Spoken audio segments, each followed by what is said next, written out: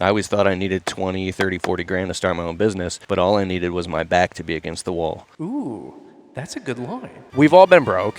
We've all had little income. We've all had little security. Never want to meet your hero because you're actually going to probably be let down. Make sure all your heroes are dead, because if they're alive, they're going to let you down. What makes a 19-year-old be able to do great, 40-year-old not do so great? You have to have desire, you have to have belief, and you have to have systems. Don't get into drugs or alcohol or materialism or get divorced or cheat on your girlfriend or your wife. Because there's guys that are stuck in dead-end jobs and tiny one-bedroom apartments. They're going online and they're watching like Bob Proctor and Grant Cardone and these millionaire types, but they don't know how to actually apply that to where they're at right now. Everybody's afraid of getting canceled or saying the wrong thing or offending somebody. And if you want to go fast, go by yourself. If you want to go far, go with a team. Hello and welcome to Lincoln, Nebraska. Our special guests today have something in common. They all have a silver play button. We got Brian Fullerton from Brian's Lawn Maintenance, Keith Kalfas from Keith, what is your channel? The Landscape and Employee Trap, dog. And Jason Creel from the Alabama Lawn Pros, the Lawn Care Life. Thanks for having me, Paul. Thank you to Exmark for having us here in the lovely state of Nebraska. This is my first time to Nebraska. Have y'all been to Nebraska before? I have no idea where we're at right now. I feel like it's the way people think about Alabama, like they didn't know anybody actually lived there, but till you go there. But yeah, you guys show up on Lipson as an international country from my platform. That's right. I have no idea where Alabama is either. It's a great place. Supposedly Jeremiah Jennings is from there too, right? He lives 5 minutes up the road. in the great state of Alabama. That's right. Hey, I like Alabama. I'm single. I'm looking for a wife, and all roads are pointing to Alabama. That's where all the single women are at. Mr. Producer texted me today. He's like, "You got to go to an Auburn football game." Yeah, they are into their team for sure. Well, don't act all shy on me now. Hi. What would you like to talk about today, Paul? We flowed effortlessly for hours talking. You get on the podcast, you're staring at me. Well, I mean, it's your show. Well, we don't have an agenda around here. We just start talking. Well, I mean, we're all trying to be good listeners, Paul. You're the MC. You're the host. You have a fantastic podcast let's show. start with your big life changes crew, building a dream house. Give us some life updates, man. You got a baby boy and a compound being built. I'm Brian Fullerton. My wife is Liz. We own Brian's Lawn Maintenance up in Wixom, Michigan, and been doing this for a little bit over 16 years, which is crazy. We do have a lawn and landscape company, 4 full-time guys, blah, blah, blah, blah, blah. We cut grass just like a lot of you guys do, and we love it. I have a newborn baby. He's a 3 months old little boy, Crew, 2-year-old girl, Emmy. They're the love of my life. I love them. They're crazy. They're awesome. Having kids is wild. It's been a crazy 24, 36 months for any of you guys that are out there growing your business, growing your life, growing your family. It's you can totally get it. It's pure chaos right now, to be honest. But it wouldn't change a thing. And building a dream home, it's a couple of years in the making. And you're YouTubing it on the other channel. You're documenting the build. Yeah, we have a channel called Building It Together, and been trying to do some vlogs in between, all of the stuff we're talking about. And it's a lot. But if you guys want to see a custom home build, check that out. Some people are into that. Some people aren't. They couldn't care less. But that was our dream. We're big homebodies. I know we're traveling, like you said, today in Nebraska. But frankly, and to be totally honest, I'm over traveling. I would rather just stay at home. That's the idea, is one day just have a patio pool and sit out poolside and get a tan and be like Paul. So there you go. Today Brian hit my shoulder right on my sunburn. And I was like, that hurts. He almost cried like a little girl, didn't he, Keith? And I said, "What are you doing?" He's like, "You hit my sunburn." And I said, "Oh, struggle bus." But sunburn, remember those? You used to have time to lay poolside. That's the dream. But one day we'll get there, Paul. What's the progress of the build? Where's things at right now? It's a little bit bigger home, a little bit nicer home. It's our forever home, hence why it's a little bit bigger, a little bit nicer. But we also want a big family, so we want to grow into it, if you will. But we're 3 or 4 months in. It's a 13-ish month build. So hopefully I'll be walking in there next spring, summer, and probably 4th of July will be like the first real kind of like holiday, if you will, that we get to enjoy there, which will be awesome. Yeah, it's going really good. It's all framed in. They got the windows in and certain rough electrical and utilities and plumbing. So it's like the guts. It's all the guts are going in, which is really exciting. So thanks for asking. Yeah. Yeah, and congratulations on Crew. So Crew is awesome. He's very, very chill. If you guys are praying people, pray for Liz and I, because it's not Crew that you got to be worried about. It's my 2-year-old little girl, Emmy. She's going to be a terrorist or a president, one of the two. There's no middle ground. She's insane. So we're still recovering from her. But Crew's actually been great, and I say that jokingly. We love Emmy, but if anybody's met Emmy, she's very, very opinionated, and she's awesome. But you got 4 girls, 3 girls? I have 3 girls and a boy. That's right. That's Yeah, right. And it's crazy. yeah. As they get older, it's easy. Mine are a little older, so yeah. They chill out a little bit, or Well, you don't have to give them 24/7 supervision, so you get a little bit of your independence. I hope so. I mean, right now I'm 24/7 supervision just because Emmy gets into everything. She's so inquisitive and curious, and she's got her little toddler tower, so she a little Montessori toddler tower, so she can get on pretty much everything in the kitchen, like the knife block. And she takes her little Swiffer broom, got a little kid kitchen playset, takes her broom and sticks it in the dispenser trigger for the fridge and shoots water all over my floor. I think that's really funny. The other day she came around the corner after doing that and slipped and fell and smacked her head. And I said, well, looks like you're learning cause and effect today. And that's a joke, by the way. A lot of tears later. And but Liz and I laughed pretty hard. And we said, laugh around and find out. Yeah. That's how it goes in the Fullerton household. We hold no prisoners. But I digress.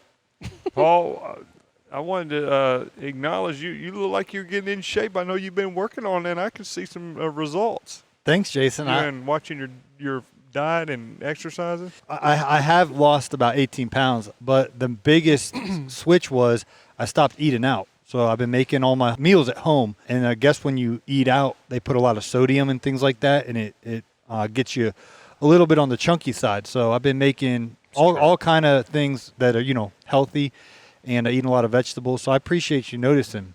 I know you've been working with Dr. Frank, so I think he's I miss Dr. Frank. How's Dr. Frank doing? He's doing pretty good, but he really got me. The doctors basically gave him a death sentence, like, you're going to die of cancer, you know what I mean? And he said, no, I ain't. And he learned how, he's a praying man, number one. And number two, he cleaned his diet up, and his body basically healed itself. Yeah. And he's alive, and I think he's going to keep going for another decade or two. So he really taught me the effect that the food we put into our body, how it affects our body, and he's a living testament of that. But the number one instruction he gave me is zero eating out. There's garbage. Yeah, absolutely. Yeah. With the way they cook everything, so you want to make it at home. So I'm getting there. Tell him we said hey.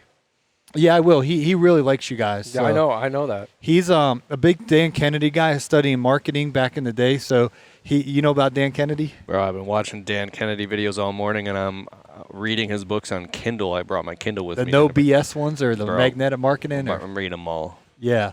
So anyway, he sees you guys. You guys are Dan Kennedy with the internet, so he's very impressed with what you're building. He thinks an information business, because he used to own an information business with a 90% profit margin, and he made a lot of money. Well, he can come up to Michigan and visit anytime if he wants to talk marketing. It's been 18 months since I shared a 4 foot by 4 foot square foot hot tub with him and 2 other guys at the Hype House at 10 o'clock at night. That was special. That made my day, Jason. Thank you for the compliment. I wasn't joking. I'm serious. I can see some results. So.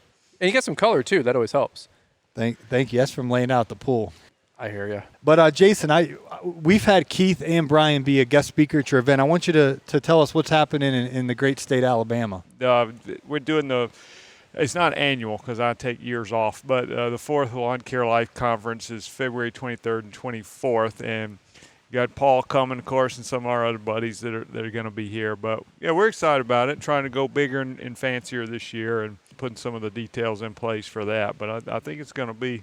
I think it's going to be great. I got to iron out some wrinkles, but I'm excited about it. Fantastic. And then up in frigid Novi, Michigan, November 13th. I've been to every single one of them. Yeah. This will be the 5th year. What's going on? Then you would know one of them was 77 degrees, right? That was a COVID year. That was the 2020 or 2021, whatever it was, when they tried to shut us down, and we're about to bring a tent outside and rent the state fair tent and do it outside. But that's a whole other story. It's good. Everything is good.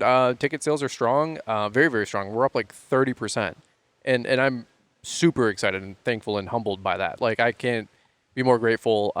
The initial day, we sold like 75 tickets. I was very, very excited about that. We're watching them come in, and I'm like, because you never know. I mean, it costs $100,000 to throw this thing on. And you guys are doing the same thing. We don't have the $100,000 budget. Well, it's a lot. It's a lot of money. To me, it's a lot. Maybe $100,000 is not a lot to you guys. It's It's a lot of money. Ticket sales. I mean, our food is $28,000. Those numbers freak me out, low key behind the scenes. I got separate checking accounts and bank accounts, and I'm just like, what the heck? But I do want to say that because I'm friends with you, Jason, and Naylor, and you guys put on events. And when you guys don't register in advance and you wait to the last week, it really does affect with the catering and things of that nature. Oh, so yes.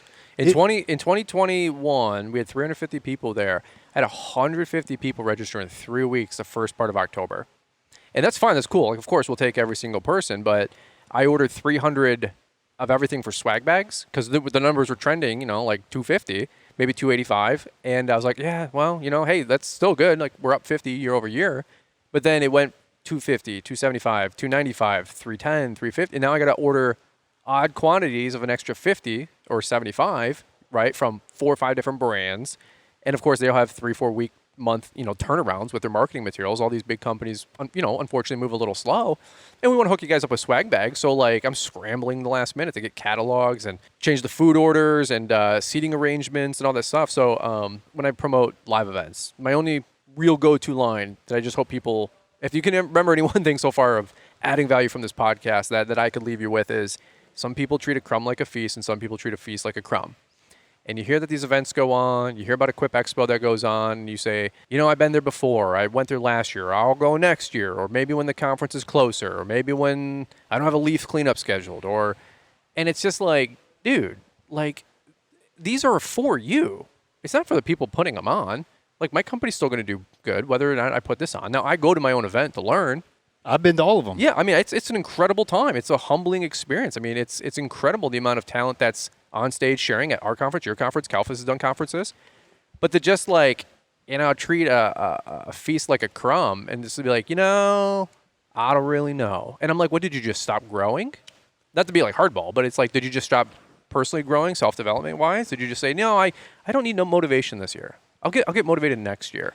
I get really tough sometimes on my own podcast and say, like, hey, like, let me ask your wife if she thinks you should be there. Because she'll tell me the truth. Like, you can lie to yourself, but don't lie to other people. But, like, your wife probably would want you to be there to grow your business. You've been promising her the farm.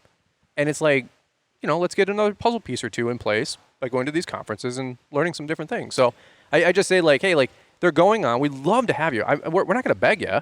I'm not going to sell. I used to sell it all the time, Kalfas. You and I talk all the time. We used to sell people coming to events. You got to go. Like, there's a reason for it. Now I'm like, dude, there's so many great events going on. Like, one might be within, a couple hours or maybe a small flight. But it's like, dude, how could you not take advantage of those opportunities? I wish 15 years ago I had a Lawn Care Life conference, a marketing ROI, an LAL. And there's other conferences that go on, by the way, in our industry from other organizations. And for what we're putting on, what you guys are putting on, what Kalfas is putting on, I promise you, like, they don't hold a candle. I'm not in competition with anybody, but their tickets are $2,000, 2 days. And no offense, like, I put ours against anybody's. So we'd love to have you. I know Jason and Paul would love to have you. When is your guys again, Jason? February 23rd and 24th. So get your ticket now. And don't wait until January when things might be a little thinner. Pay for all of it now. I'm sure you guys can get a hotel or a flight figured out now, right? Like, do it while the cash is good now. And that way you really don't have an excuse not to go in January. You already set it aside $500. So yeah, but we'd love to have you. It isn't always frigid, just so we're clear. It's sometimes like, 50, 60. But I guess that is probably pretty cold. First year when I had my accident, Jason was in the car, and that was a cold year. He was from Alabama, and Matt was from Florida. We were freezing. 2 days later, it snowed 9.5 inches of snow. I remember it vividly because that was crazy. Because that Saturday was LAL, Sunday we set up the podcast. Sunday night I got my plow on, and Monday, at 9 o'clock in the morning, I'm plowing 10 inches of snow, which is extreme for early November snow, right? Kalfas, like late Thanksgiving forward, you'll get snow, but. So anyway, we'd love to have you. Come to an event, check it out. But yeah, ticket sales are going good. I was talking to you in the car. Your guys' event ticket sales are going good. And yeah, I don't know, anything else on Lawn Care Life Conference, Jason? Not that I know of. Okay. I appreciate it. Yeah. Kalfas, we haven't talked about you, bud. And I did want to give a compliment to Keith because I think a lot of this was sparked by you and Greg. When you guys made that video going to GIE, at Pleasure Ridge Pizza, I was in the community in the comments. I wasn't a content creator whatsoever. No one knew my name.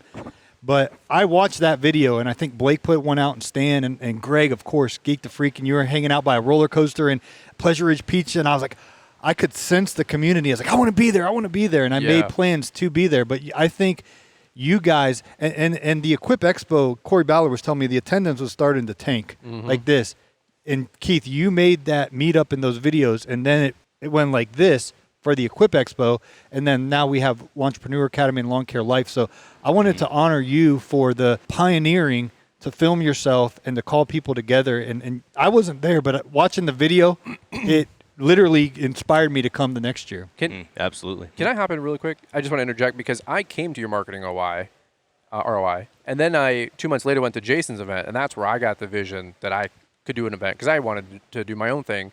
And after seeing both of your guys', I was like, dude, this is freaking so cool. And I know the impact it made on me, just as an attendee. I was like, this is incredible. So I just got to say a big nod to both of you guys. If it wasn't for you guys going on a step of faith in 2018, 2019, there would be no LAL. There would be no Entrepreneur Academy if it wasn't for Kalfas. I mean, he's the one. But there wouldn't be this community if it wasn't for Greg and Keith and that initial 100%. Yeah, I mean, community. I've said every time, like every person that's ever been benefited from Entrepreneur Academy, whether it's our courses or contracts, all that mess, or our live event, it's 100% because of Kalfas. That's why I tell Kalfas every time, like, dude, standing invitation to speak at our event. Your fingerprints are on this event as much or more than my own. I mean, there would be. Remember, we got a hotel 5 years ago, and like, dude, you're like, dude, you have no idea how big this thing can get. I'm like, I have no idea how big this thing could get. And now there's 400 people that fly from Texas, California, all over the place for our event, and similarly for Jason's event and Paul with you, and it's really cool. So Kalfas, I've always tried to say thank you publicly and privately. You're an awesome dude, bro. Thank you for answering the call, man. Yeah, doing your thing, even when it was tough. Awesome. Yeah. So what's your full name again? I'm Keith Kalfas. Yeah, do your introduction. Let's go. Well, you can't have dead air. Oh, you're saying do my introduction? Yeah, like let's talk about you. That's your cue. I just rolled off your tongues. I'm Keith Kalfas. I have a landscaping business in Michigan for 13 years. We do landscaping, window cleaning, ornamental tree trimming. I started my business from nothing out of a dead end, out of the back of my wife's car. I was in debt collectors calling me. We had an eviction notice on our door. I was cutting grass for a different company during the day, and then I went out. I just went crazy, and I got my business off the ground within 6 weeks, left my job. Full-time landscaping. I always wanted to make YouTube videos, but I wanted to make sure that my actual business was stable, and I had a stable clientele, and my freaking bills are paid. And right after we crossed about 100K, then I took out the camera, and I was like, oh my God, 13 years of being, or another 12 years of being stuck in dead-end jobs, cutting grass for people and pulling weeds and at all these different companies. I always thought I needed 20, 30, 40 grand to start my own business, but all I needed was my back to be against the wall. And I went out of the back of my wife's car, and then I dumped out change, got this rusty truck called the Blue Goose, and was able to get the business up and to the six-figure mark. But right after we crossed 100K, I was like, oh my God, I have to share this with somebody else. So I went full-time into YouTube nonstop, sharing the message. I felt like, I always think about like I'm laying on the ground, kind of like a bridge, in the mud, my face in the mud, and I want people to walk across my back. Like it's not that I want, but I'm willing to show them, because there's guys that are stuck in dead-end jobs and tiny one-bedroom apartments, or like an old beat-up mobile home. I've lived in tons of mobile homes, and they want the success so bad, and they're going online and they're watching like Bob Proctor and Grant Cardone and these millionaire types, but they don't know how to actually apply that to where they're at right now. How can I put the rubber to the road? I don't have 300 grand to slap down on some big multi-family piece of real estate or something like that. I don't have this investment capital, and so they get very frustrated. Well, dude, you can get a shovel, you can get some paper bags from Lowe's, or you can sell your car and get a rusty pickup truck and go start a business, and then you can bring that business up to, the sky's the limit, 100K, 200K, 300K. I meet people at Equip Expo, Lawn Care Life Conference, at Entrepreneur Academy year after year. They just started their business. They're excited. They're like, oh my God, I'm so happy to be around all these other guys that are getting started. And they're bringing their wives with them, and they're terrified to go full time. I run into them next year.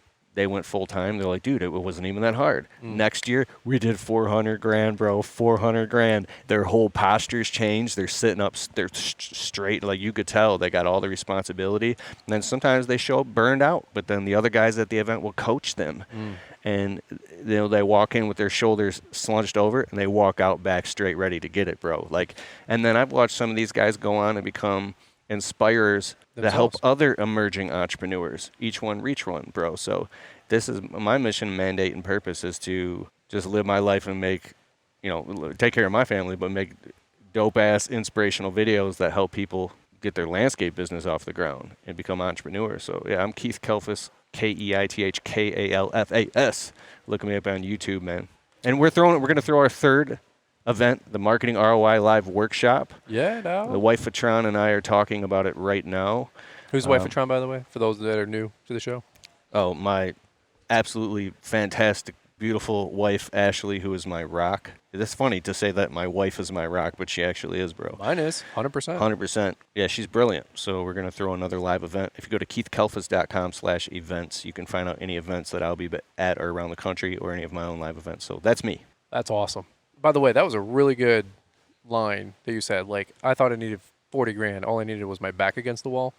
I almost got like shivers. Like, I was like, it's hard for me to like get that these days because like I've heard quite a bit, but I'm like, ooh, that's a good line. I mean, it's true. Like, how many times people are out like, well, I have this going on, or I have that going on, or you don't know my story, or you don't know my circumstances. And I'm like, respectfully, like, don't you think everybody else has probably had something similar? No offense. Like, do you think you're that special? You know what I mean? And it's like, we've all been broke. We've all had little income. We've all had little security. Maybe some people listening in, and ourselves included, have a little bit more lately. But it doesn't mean that we can't relate and haven't had, you know, enough $20 in the checking account to go buy some fuel for the day and pray to God your customers pay you and snowball that forward. So that was a great line, man. It's it just comes down to desire. I've always believed. I was going to interject with a question if I can. Brian, I've seen you've been interviewing these young guys that are doing great. Have you been able to pinpoint like what makes a 19-year-old be able to do great and maybe a 40-year-old not do so great, or one 19 versus another 19, or like what is it about these guys you've interviewed what sets them apart? Well, I'll definitely. There's a couple good takeaways. I'm actually. I'll give a little tease here. We're putting together a book that we're going to release next year summer. How to start a lawn care business for teens. It's already copyrighted. It's already trademarked. Nobody take the idea. Okay, relax. But I have about 8 to 10 takeaways. I'm going to build a framework for that book about the distilled takeaways from these kids that I've interviewed, and many more. Like we've done 6 this year. We did 6 interviews last year. But I've talked to hundreds of teenagers, you know, over the years at our event, Equip Expo, and their parents. And there is some really, really interesting takeaways. I mean, number one, I have to borrow a line from Jeff Joyner. He's typically our keynote speaker that comes to LAL. But one of his lines is, a lot of people think like they're just ambitious, right? Like I think a lot of people would say, yeah, I'm ambitious. I mean, I think everybody would in some way, shape, or form regard themselves as ambitious. And if you ask somebody what does ambitious mean, they say, well, I desire for more. I would like to acquire more. I want to build more. I want to do more. And Jeff would go, yeah, like, that's true. But he goes, I would like to also say, like, I think that's not entirely complete, because ambitious alone isn't the determining factor of somebody's success or achievement. It's the acting on that ambition, right? It's the doing. Like ambition is not a noun, it's a verb. So what these all young teenagers have done is they've acted on that ambition. And also, in tandem, they have a lot less or disregard easier the fear, right? Because I know a lot of ambitious 40-year-olds, but they're not taking action. And also their fear, which is a very practical, real thing. I'm not going to disregard that. You have a house, a mortgage, 2 kids, a boat, a camper. You can't just flush your $80,000 a year sales job at, you know, some uniform company or IBM. I get it. You know, but so what these younger kids have, though, is they have a greater desire to act on that ambition, and they also have a lot less fear that would hold them back. So it's like a 2-for-1, right? And that's why they're able to acquire and accomplish so much so quick. Call it naivety, call it ambition, call it faith, call it whatever you want. But I think those are some of the 2 or 3 things that I do want to highlight in this upcoming book and series. Those are 2 or 3 of those takeaways that I've noticed with these kids. They usually have a great environment. And it doesn't always mean encouraging environment, but they have a great environment to realize they have an opportunity, right? Like they're very self-aware. And a lot of them, you know, of course, they do have a lot of work ethic and accountability to the, you know, make it happen. But I think specifically, like they're very ambitious and they're willing to do something about it. And they have a lot less fear, a lot less overhead. So they can accomplish more and tear it out of the frame. It's very, very motivating to watch. Yeah. You go interview some 17-year-old kid who's got, I went up to Albany, New York, Tom Maggs, probably one of the highlights of this summer's tour. And 19-year-old kid doing about $1 million. A lot of his trucks are financed. But at the same point, a lot of it isn't. And he's doing $1 million and he's got 8 full-time guys. And whether that's your ambition to go that level or not, you still got to admire the fact, like the kid put it together with no outside funding, no daddy's money. That's one of the things I'm trying to dispel in this tour and highlighting all these young kids is like, you can be 17, 18, 19 and chisel out of 50, 80, 100 grand a year income. And if you don't want to go to college, like, you can have a real conversation about not going to college. And also, nobody here is going to put you down or make you feel like a loser. And also, we'll encourage you and tell you how proud of you we are. I have a deeper question to add to what Jason Sure. is asking, and more poignant and more defined, which is, where does somebody that young, who hasn't scraped their knees, fallen on their face, and had to clean up their own blood, know that to have that fear of God, to have that integrity inside of you, that if you make a mistake, you fix it. If you underquote a job, you're going to have to eat that. That to make sure that they cross every T and dot every I and follow through when things get tough. How does someone at 19 have the tenacity and understand where did that come from? Because I've met some young guys at these businesses. Oh, I'm crushing it, dog, because and then it's like, then it's hollow on the inside. Yeah. And you find out that, you know, they don't have those really deep, painful life lessons to pull from. Yeah. That And not all like of them. like a house of cards or something. So what makes it real? Well, I don't think that they've all had those, shared experiences yet, or those individual experiences. So it's always like, hey, just as much as we want to highlight the 19-year-old fast success, I always tell these kids, every time I'm with them in person, I say, hey, just make sure you're here a decade from now, right? Like, don't get into drugs or alcohol or materialism or get divorced or cheat on your girlfriend or your wife. Obviously, very little of them are married yet, But I say, like, so I don't think they have a lot of those experiences or trials or whatnot yet. But I also don't think you need those necessarily to reach a certain level of success. You know what I mean? I agree. When I was 18, 19, I was a foreman and manager of operations for a lawn care company, in charge of hiring and firing and running the routes, and doing everything except for the administrative part. Sure. At 18 years old. Yeah. And already had my own place and all stuff like that. And I remember very clearly being extremely ambitious and driven and on time to work every day, and hiring and firing, and make sure that everything was done to the utmost best of my ability, and caring. Yeah. And wanting to do everything right. Well, so I think maybe there's just a slight shift in the environment. I believe I could have ran a company, Well, I think it goes down to a belief and highlighting these kids' success. Like, they're self-perpetuating, right? Like, one teenager watches the other teenager, and now I got these kids saying, hey, I'm going to be like Christian, or I'm going to be like Tom Maggs. And, like, the belief is there that they could do this. The belief. That's exactly Belief. just because I just had this hollow spot. It was the reciprocal of what I just said. If someone say, well, why the fuck didn't you? Right. And because there wasn't any of this information out. No. You didn't have a whole bunch of social proof of the 4-minute mile being crossed. Right.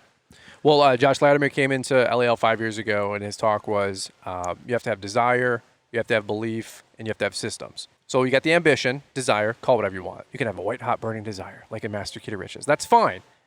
But, like, you have to have the belief that you can accomplish this stuff. And belief is typically, you have to borrow belief before you have your own belief.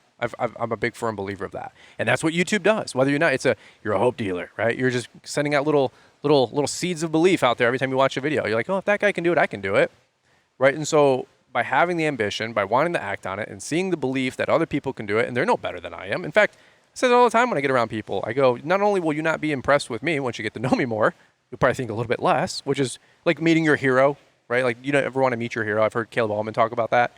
Never want to meet your hero, because you're actually going to probably be let down, because you're going to realize they're human. They bleed and they make mistakes, right? But at the same point, like, you watch these people on YouTube, and if you go, well, if they can do it, I can do it, right? And then the ones that are really the multiplier, the thing that slingshots them forward, is a lot of them have, yes, the right ambition, yes, the right belief, but they have the right approach. And you could kind of quantify that as systems, but they are really winning. What about the discernment between what's actually true and what is a facade? What's real information and what's... I do try to spend a lot of time for the people that we do interview discerning that myself. And usually I just come down to looking them in the eyes at Equip Expo. Like, you can tell. You can tell me everything you want verbally, but as a grown adult, I've had a pretty good spirit of discernment, and so does my wife. A lot of times I piggyback on her. I go, hey, what do you think about XYZ person, teenager series, or somebody else even? She goes, I don't know. I don't like that guy. I go, what do you mean? They're an awesome person. She goes, nah, something's off.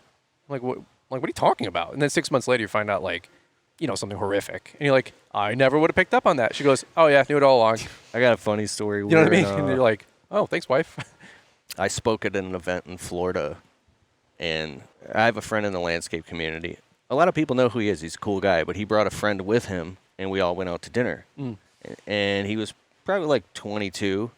Man, I'll say kid because I just turned 40 last month, bro. So this kid shows up in this nice-ass suit jacket and these, like, kind of like, I don't know what kind of boots they wear, but, like, he was just talking about how he's got this huge landscape company and social media, and he was so incredibly confident that I just brushed it off. I'm like, dude, I was like, and he even showed me videos on the phone that he made in his media business. I'm like, this is amazing production. And like the whole time he's out to dinner with us, his confidence and his swagger was like, I was starting to feel a little like, wow, man, this guy's so much younger than me. He's that successful. I believed it 100%, bro. And my wife, when we got back to the hotel, she's like, I don't know about that guy. I was like, what do you mean? Your wife too? Yeah, a couple months later, I found out he was lying about everything. It wasn't even like his video that he showed me that with this high-level production. He charged that $1,000 suit jacket on someone else's credit card and ripped him off and didn't even pay him back. And he was just lying because maybe he just wanted to be part of something or impress so badly. And to impress people. So think about the trap of that spirit of that trap of wanting to be somebody and wanting to impress somebody so bad that you're willing to forfeit the truth and lie, even about petty stuff. But think about then you got to tell another lie to cover that up. Yeah. So think about it if that's inside of you and you want to go get that $80,000 truck because you want that feeling so bad that what is it like to be that guy? But if you're not ready, to some people it's nothing. It's just a truck payment. But other people, that might be a huge jump they're not ready for, and now they're stuck with that payment, and they're like, or they go out and finance all this stuff. Like, I think it's all great, but where does the discernment lie? Am I getting too deep here? This is good. I know we won't name names, Jason, but I know Tracy had a feeling about a situation in the past, and she was right. We won't talk about that. But I can't connect what you're talking about, but I'm sure. Well, we could talk off air, but Yeah. But yeah. Well, when I say like, oh, Liz is my rock, she's my everything, and people go, quantify that for me. I go, I can't come up with a good example at the time. But like what you just said, but the spirit of discernment, like that's an easy one. I'm like, oh yeah, she does. I've run like almost everything through her, from an Instagram post all the way to taking on a new client. I'm like, hey, what do you think? And she's like, yeah, sure, yeah, no. I'm like, okay, sure. And I'm like, well, what about this? And we do a little pushback sometimes, but having that conversation, that's called being a team. But I think like if you one of the kids I was just interviewing. Nick Teeple with Paxton Grounds. He's going to be coming up next week on the show. He said, we always judge other people by their actions and we judge ourselves by our intent. And I had heard that line a long time ago. And he said that. I was like, ooh, that's a good one. And it's like you always compare your lowest to somebody else's best, right? And it's a challenge with social media because you're like, everybody's got it going on. You get on Instagram. Everybody's got the nice new thing or the cooler thing or they're doing these immaculate, amazing jobs or installs or landscaping or sod or they're killing it or they're doing this or they're buying that.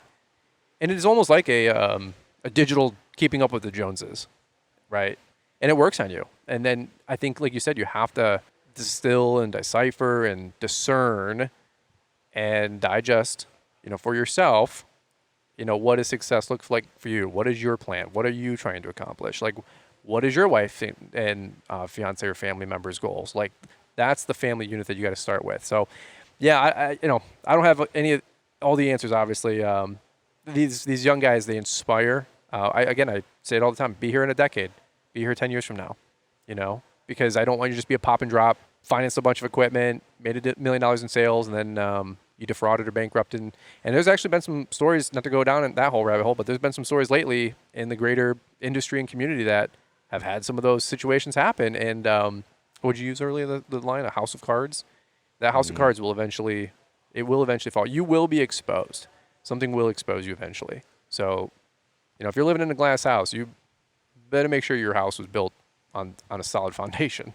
Your company, your family, your spiritual walk, whatever that is. So, this is a heavy podcast, man. Heavy topics. I had some thoughts. Can I share these, or are we out of time? Out of time. He just kind of perked up to a 4. We need to capitalize on this. Yeah. It was like a 4.25. I felt the ground shake.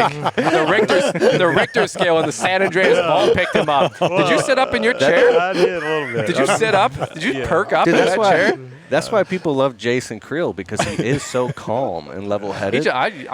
Folks, you need to watch the video version of this on the Green Industry Podcast YouTube video, because you will see Jason move. Like he perked up. We might get an Instagram reel out of that one. That was a perk up. I'm not a good listener by nature, but I've been listening. I've been listening to y'all. So there you go. What were you so excited about? You perked up for? Well, okay, a few thoughts. I'm gonna have to backtrack 15 minutes, but the hands are moving. He's getting excited. I thought, Lord, I'm trying to get these in order here. One, when you talked about your heroes and you meet them, one of my friends told me something. It came to mind. He said, make sure all your heroes are dead, because if they're alive, they're going to let you down. You know, Wow. And I'm telling you, that's a good one. It doesn't mean you can't have people to look up to in real life, but it is true. You know, people let you down, and I try to have dead heroes. But and that don't mean not. You know, you get what I mean by that. Old people that's already come and gone. And then I was thinking about the 19-year-olds and the teenager. Like, you know, it's like 8 out of 10 19-year-olds, in my opinion, are not qualified to run a weed eater on the crew. I mean, they're just not useless, but almost, you know. and so I'm. There goes a third of the audience. Well, no. Not you listening, the other people you know. Well, no. I mean, it's just the truth, and I'm not even upset by it, because I think it's like my kids. I'm like, you know what? The standard's going so low that if you can just stay at mediocrity, you'll probably be fine. So sure. I appreciate people that are willing to go out there, and even if they fail, I mean, just get out there and try. And I think you nailed it. We're talking about the no fear. There's not as much risk involved when you don't have a family mortgage on. You know, there's just a lot of things. So I'm actually inspired by that. And yeah, it gives me hope, you know, for the future of this country. Yeah.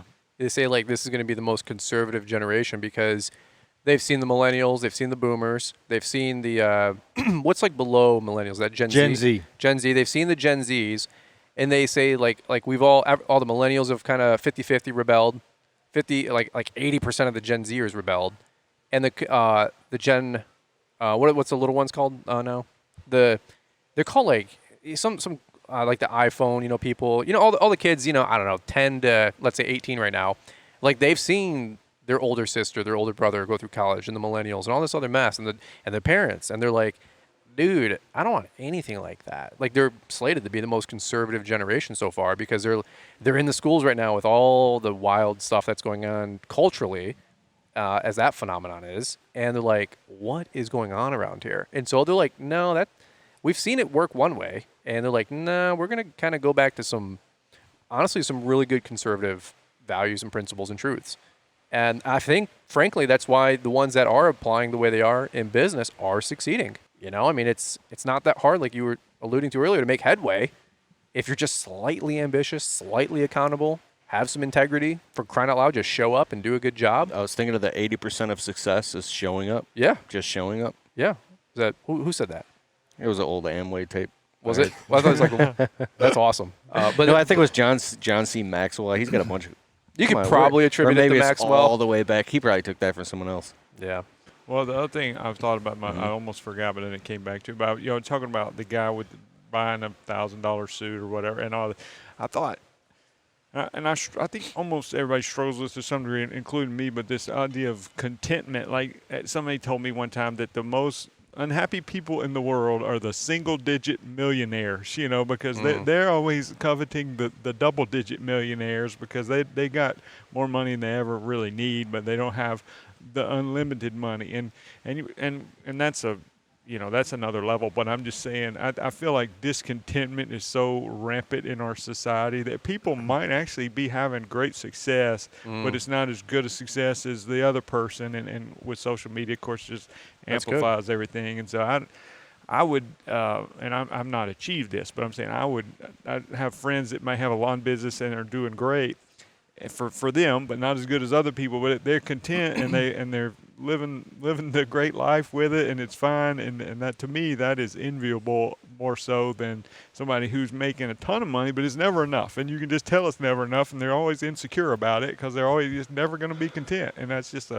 that's to be a miserable place to be, in my opinion. Yeah, I think it's sort of a philosophical, you know, quest today on this conversation, you know, and you have to like kind of take some takeaways from this, which is like, that's what I try to do anytime I listen to good content or people, not preaching, but, you know, offering just some world views and stuff like this. And you have to really get rooted, you know, and figure out your own belief system, your own value system, your own approach, and make it make sense for you. take the inspiration when you get inspired, use it as motivation, but again, take it through a grain of salt. If you're 35 and you have a wife, 2 kids, and a 50 grand a year job, and you want to start a lawn care business, you may not be able to do what a 19-year-old young punk can do. I say that with love, but you know what I mean? So like, take it with a grain of salt. If you can get to that level though in 4 years and replace your income and have a good work-life balance and family's happy and you're able to see your kids and make a little league and spend time on the weekends, and if that's what success is for you, then that's awesome, but quantify it. And don't feel bad or guilty or envious if you're not able to do what somebody who's living at home and could take $2 grand a month and throw it back in their business. I mean, that kid has $25,000 more a year that he can put back into his business by not paying a mortgage or rent, and you don't have that same opportunity. But it doesn't mean that neither of you are not trying your best, right? So it's like, don't compare somebody's actions to your intent, and also don't compare your worst to somebody else's best. Yeah. It'll crush you. And social media, it's a double-edged sword. It can inspire you and it could demotivate you. Yeah. Comparison is the thief of joy. And for those of you listening right now, if you are feeling stuck or a little trapped financially and you're working your guts out and it's just not enough money yet, I also want to maybe enlighten you that when you do get to the point where you have the money in the bank and all the bills are paid and you don't have to worry about anything, there's tons of food in the fridge, you can eat steak and go out to eat whenever you want. There's this weird point where you finally get there, but it's not enough money to go buy the vacation home and the, $100,000 RV. You just got an RV, Brian. It's beautiful. It wasn't $100 grand, I'll tell you that. But or whatever, I don't know how much it was. It was beautiful, and I've looked Thank at you. them. But I mean, and to be able to go buy the drop top portion, all the crazy stuff, you get sandwiched in this weird spot where it can be a wake up call. You're like, oh my God, when you're broke, having a house and brand new cars and all these things seems like rich, but then when you finally get there, you realize you just feel like it's like a new level of broke, and then it ignites this. It's not broke; it's because everything's taken care of. It's like you finally get up to the surface, but you realize you're just like right there at ground zero. It's this very funny thing. So then you get super ambitious to make more, and then you can go up to 2, 3, 4, 500,000, whatever it is for you, and that's when you start really noticing the gap, and it's this crazy place. And I want to warn people that you can become so ambitious for the money that it can become unhealthy, and it can actually make you miserable inside, where you're not present with your family at the family outing or reunion or something, and all you're thinking about is, I gotta work out my money, I gotta work out, and you feel this inadequacy can eat you alive. Till you wake up one morning and you look at yourself in the mirror and you don't even know what happened to you. So, and maybe people have to go through that, like to get back to gratitude. I'm talking about some of the things that I've went through. I want to be able to talk about this stuff, right? Yeah. But I think it's a clear, warning sign. Yeah, and I think I should put the disclaimer on there. When I say contentment, there's a difference in that and just being complacent and lazy. It's not I think it's more of a matter of the heart than like you can be like the most ambitious person in the world, and I think that's actually a good quality. So I'm not talking about not pressing towards goals or trying to get more or do better. I'm just talking about the. And I could go get an RV or a Porsche or any of that shit. That's the scary part, is when you start looking and saying, "Oh my God, I could go get this right now, but at the sacrifice of the future." So then we should invest this money. So it becomes that game. It's like, oh my God, I got to become so rich that I have money to invest in everything and money to get all this. I need way more money. It's like, you know what I'm talking about? You can borrow the camper anytime you want if that's what you're asking. But you should get the drop top Porsche in the parking lot. Remember that song? I remember all those songs. I know, that's what I'm saying. You get the drop top Porsche, I'll get the camper. Somebody else listening and get the speedboat. Somebody else get the Montana home. I think that's the almonds. One quick thing, because I randomly said something and I didn't close that loop. I was saying Tim Ferriss, author of 4 Hour Work Week, wrote a book called 4 Hour Chef. And interrupted with Swamp Monkey. No, it's fine. Tools of Titans. And his other book, why am I plugging his books? Because he's awesome. But he said that he's a citiot, and he wasn't the type to hunt. And he went hunting so he could see what it's like to actually hunt a deer. Now, I've never hunted. But he said while actually hunting and cutting the deer open and taking the guts out and skinning it, and they ate everything, and it's like with all humility and respect, he said this feeling came over from him almost like it was in his DNA. It seemed so very natural, as if he felt that his ancestors had been doing it for thousands of years. Wow.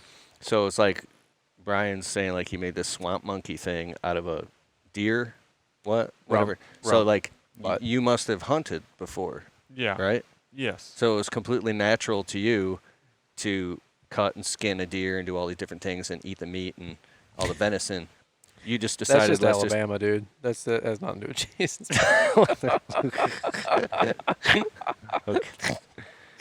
And if you're from Alabama, relax. We love you. Don't listen to the Fullerton Unfiltered podcast then if you don't want to.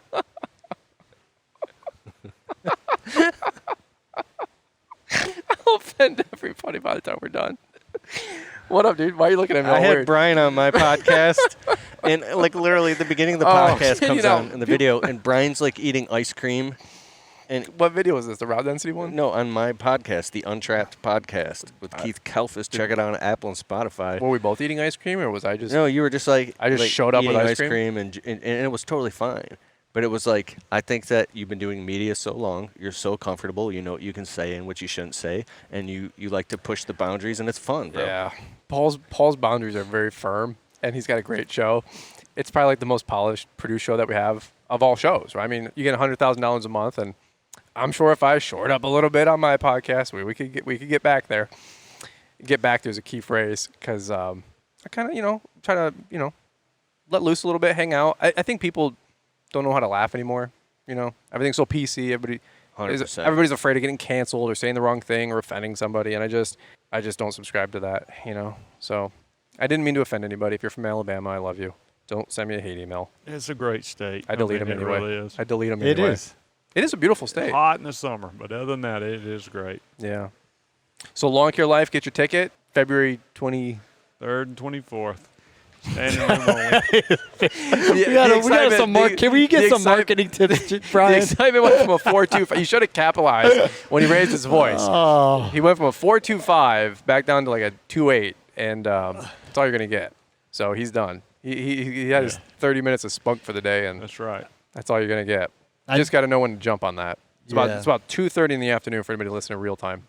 it's not every day you get go-getters like you all on the show who are so ambitious. And I personally know you guys pretty well. And I think last calendar year, you made the most money per year up to that point in your life. Is that true?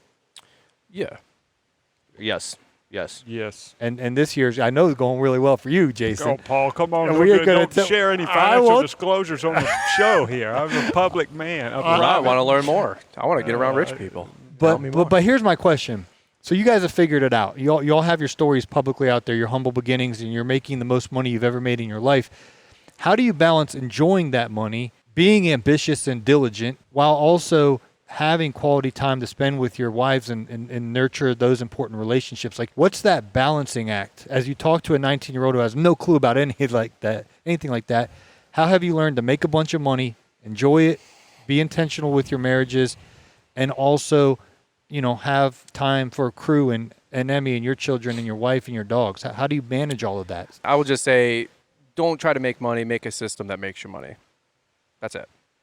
Boom. That's it. I'm just gonna leave it at that. Like, you can work you can work your guts out, but eventually you only have so much time in a day trading time for money. So eventually you have to build a system or a team or hire people, etc. And the reason my income goes up is because my team has continued to grow every year. There's 12 people on staff. We run 30 grand a month in salaries right now.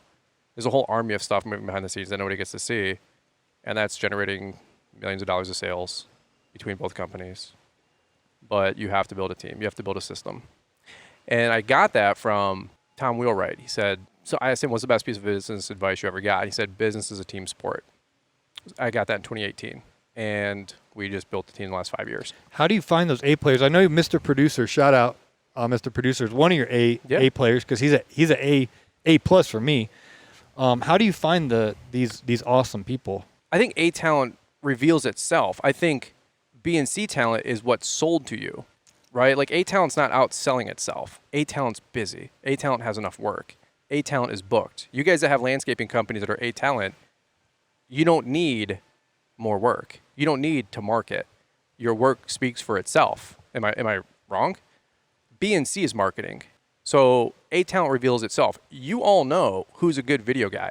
You all know who builds good websites. You all know who does good marketing. Ask them for help. Partner with them. They're not exclusive. Reach out to them. And we've all heard the cliched statement 1,000 times before, your net worth is your network is your net worth, right? So I think a lot of people, this was my realization. I worked my guts out as much as I can until I was 30 years old. I realized that my life was pretty small because I was doing it all. I do a lot less, have a decent-sized team, and we make a lot more, right? I mean, I can't tell you any more true statement than that. You might not believe that, or you might disagree, or might not be in that position of life yet to understand, and that's fine, because I don't think I would have 5-6 years ago. No, I'll outwork you. I'll out-trim you. I'll out-mow you. I'll out-whatever you. And that's fine. But I've noticed that the people who are the wealthiest have a great team. They have great hires. They treat those people right, and the team wins together, and the team will take them to the top. So I would say build a good team. And you do work hard, Brian. I got off the airplane today. Brian's sitting there editing his video. I was like, I'm going to go grab my bag. He's like, okay, I'm going to keep editing my video. So Well, minutes matter. I mean, again, like I think a lot of people confuse busy with productivity, and I will also say on the success spectrum, like a shift gear, like a 6-speed shift gear, like, there's times where we're in 6th gear. There's other times we drop it on the 3rd gear, and 4th gear, and 5th gear, and 6th gear. Like success isn't just a ramrod through. I think, when I had kids, I realized I had to downshift a gear in some aspects, but I had to downshift a gear. It doesn't mean I can't build a team that can't keep the gear at that same level or ramrod back up to 6th gear, right? So it's like, if you just run a race in 6th gear all the way around the track, that's fine on the straightaway. You can go 190 miles an hour in your F1 car or whatever the heck it is. But if you don't downshift to like 1st, 2nd gear and go when you're watching Le Mans, it's the coolest thing ever. Those guys go 12,000 RPM from 6th gear, 8th gear, 10th gear, whatever, down to 1st gear. They'll go from 140 miles an hour on a little S turn, drop that thing down. It's the coolest thing if you've never been to an F1 race. And it's the coolest sound ever. But that's because they can't take that turn. Even though it's the coolest car in the world, they have to go 30 miles an hour around the little S turn. And so many people just want to ramrod 6th gear through life. And I'm like, it's how you get burned out. It's how you get an ulcer. It's how you get a heart attack or a stroke or a divorce. So you just have to, again, goes back to the top of the show, right? Those young kids, like, they don't have all those lessons yet, but they'll get there. You got to learn. It takes time, discernment. I don't have it all figured out. I'm learning life lessons by the minute, for crying out loud. So that's what I would say. Build a team. A team will help you get there. If you want to go fast, go by yourself. If you want to go far, go with a team. There you go. That could be an Instagram reel too.